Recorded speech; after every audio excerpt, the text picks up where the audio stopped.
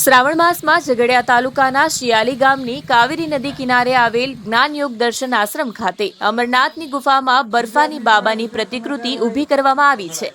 જીવના શિવ સાથે મિલન કરાવતા શ્રાવણ માસનો પ્રારંભ થયો છે, ત્યારે છેલ્લા ઘણા વર્ષોથી ઝઘડિયા તાલુકા શિયાલી ગામે બર્ફાની બાબાની પ્રતિકૃતિ ઊભી કરવામાં આવી છે। આ મંદિર ખાતે શ્રાવણ માસ દરમિયાન ભક્તોનું ઘોડાપૂર ઉમટે છે। પવિત્ર શ્રાવણ માસમાં બર્ફાની ગુફા 1 મહિના માટે ખુલ્લી રહે છે। જાહેર દર્શનાર્થે શ્રાવણમાં ખુલ્લી મુકાતી અમરનાથ ગુફામાં બિરાજમાન કરાયેલા બરફના શિવલિંગના દર્શન માટે રોજ ભક્તો આવતા હોય છે।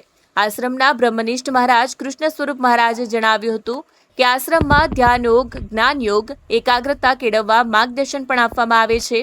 વિદ્યાર્થીઓની જ્ઞાન આત્મશક્તિની વૃદ્ધિ થાય તે માટે સરસ્વતી ઉપાસનાની પુસ્તિકા અને પ્રાથમિક શાળામાં ભણતા બાળકોને સરસ્વતી માતાના 6 મુખી રુદ્રાક્ષ વિનામૂલ્યે પ્રસાદી સ્વરૂપે વિતરણ કરવામાં આવે છે। ભક્તો માટે આ મંદિર આસ્થાનું કેન્દ્ર બન્યું છે।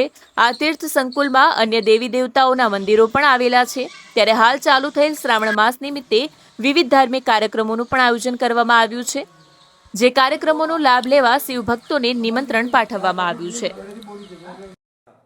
બર્ફાની બાબાની જય બોલો। બર્ફાની બાબા શિયાળીમાં સ્થાપના કરેલી છે। હવે અમરનાથ ગુફા છે ને, ગુફાની અંદર બર્ફાની બાબાની સ્થાપના કરેલી છે।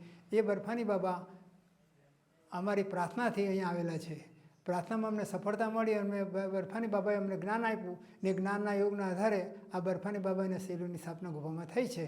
હવે બર્ફાની બાબાએ માગવાનું એટલું જ છે, આશીર્વાદ એટલો જ માગવાનો કે હે બર્ફાની બાબા, મારું મન, મારી વાણી ને મારો વિચાર બરફ જેવો શીતળને શાંત થાય એવો આશીર્વાદ આપો। આજથી અમે પ્રયાસ કરીશું। આ વહાલા ભક્તોને હું મારું આમંત્રણ આપું છું અને દર્શન કરો અને જીવનને ક્રોધ મુક્તિ બનાવવાનો પ્રયાસ કરો, એવી મારી તમને બધાને હૃદયપૂર્વકની પ્રાર્થના છે। જય બર્ફાની બાબા, જય અમરનાથ બાબા।